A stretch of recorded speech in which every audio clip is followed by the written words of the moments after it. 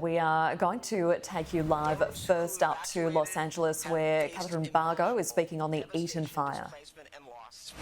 We must stand up against opportunists who want to prey on these victims. I will not stand by and allow an already traumatic experience to be further compounded.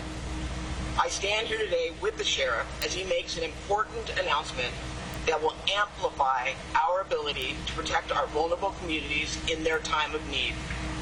My deepest thanks to our first responders who have been battling this blaze, and to the law enforcement officers who have been standing up against criminal activity to the best of their ability. I am confident that these steps we are taking today will give us extra leverage and support needed to really crack down on this important issue. To our residents, we stand with you and will continue to stand up for you. It's frustrating to me when we ask people to evacuate. Their greatest fear is, am I going to come back not only to a home that's standing, but if it is standing, have people come in and burglarize my home? They shouldn't have to make that choice. So with that, I would like to introduce our Los Angeles County Sheriff, Robert Luna. Thank you, Supervisor. Just so all of you know, her leadership's amazing, and we've been on the phone consistently with a lot of the challenges that we're facing, but we remind each other we're facing them together, and we have a lot of good things going on. So as we're working through this, I want everyone to know that the Los Angeles County Sheriff's Department has officially requested the support of the California National Guard for both fires, at least in LA County, both the Palisades and Eaton fire. We are in the process and will coordinate deployments for any additional requests through the county. And just so everybody's aware, in order to request mutual aid, at least for law enforcement, in Los Angeles County, I'm the primary regional coordinator for that. So the request was made through our department, but we are working in collaboration with the Los Angeles Police Department, Chief Jim McDonald, Chief Gene Harris, who joined here to the left, and then the Chief Ramon Bautista from the Santa Monica Police Department, and then any other chiefs of police who may need additional resources as a result of these fires. We'll make sure that we do that.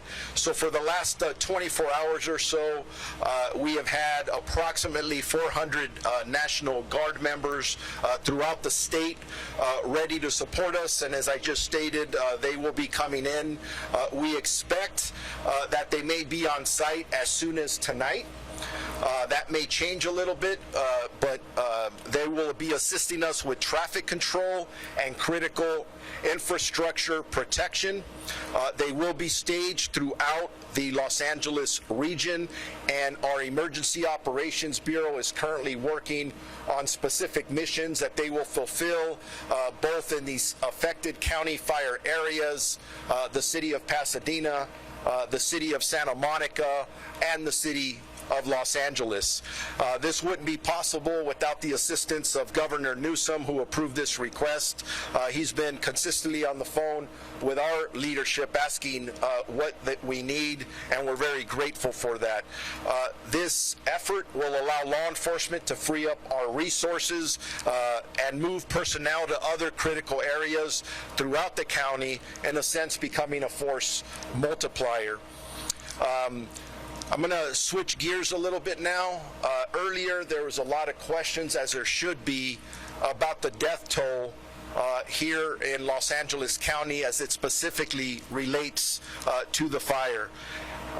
Anytime I talk about numbers, whether they are fatalities or we're talking about potential looting arrest, I'm going to tell you something. The number just continuously fluctuates, and it's because we're still in a very chaotic scenario.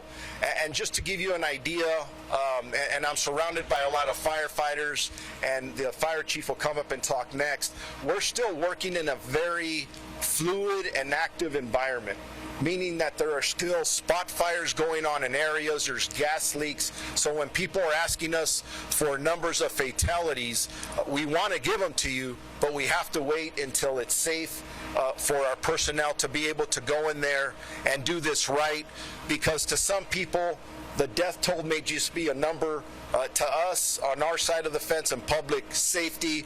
Each one of those numbers is a family member. We're going to have to make notifications with our partners at the coroner's office to let them know that they're not going to see their family members anymore. So just again, it's preliminary and it's absolutely going to change. But as of right now, and we stated this yesterday, we do have confirmed 5 deaths between Palisades and the Eaton fire, but that number again is going to change as more information comes in and when we start to get into the damaged area. The homicide detectives for the LA County Sheriff's Department are trying to get into the locations to process the scenes, but they've been delayed for the dangerous conditions that I just spoke about. But once homicide is able to get in there, they'll do the death investigations, and then we'll have more complete information that a lot of people are asking us for. I also want to mention that our team has been working on a curfew. Our goal is to attempt to implement a curfew within the specific impacted areas around the 2 fire areas, both for Palisades and Eaton. As we work through the legal process to get that done, the goal is to try and implement it tonight. If we're not able to do that, that may happen maybe by tomorrow night.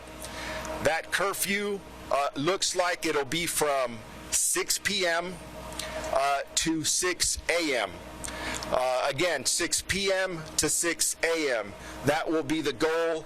We will be enforcing that. I think if most of you heard our press conference earlier today, we had a number of looting arrests throughout the entire county region. That is unacceptable behavior. Having additional resources, having the National Guard with us, which will augment those resources, will help send a stronger message, keep people out of the impacted areas so we don't continuously victimize the people who have already been victimized, who have lost their homes. So we'll continue to work on the evacuation orders as soon as we can. We'll give you more specific information, because a big legal part of that is that we have to notify our community of what it is and how that works. And just to wrap up for us, we have increased resources for our burglary and looting suppression. Unfortunately, there have been crimes out there that have been reported to us by residents who have evacuated their homes. Our deputies continue to do an amazing job of conducting humanitarian missions, and they've had many, many rescues, and I do want to stress that the majority of the people they are having to rescue out of homes and vehicles are individuals that chose not to evacuate, not only putting themselves in danger, but putting the first responders in more significant danger. So please, you hear this over and over, when somebody tells you to mandatory evacuate, please evacuate. Preliminarily, I know we're talking about 20 arrests. Preliminarily, we have about 12 arrests related to looting. And again, that number hasn't been confirmed. We're checking that. We're also getting the number of about 16, and that's at the multiple impacted areas throughout the county of Los Angeles, but we'll continue to collaborate. And as I stated earlier, I'm in constant contact with the California Office of Emergency Services. That's where we made the official request for the California National Guard. I've been in communication with the Commissioner of the California Highway Patrol. He's offered his assistance, and we've deployed with his partnership or collaboration multiple CHP officers for traffic control around the area. My last item is this.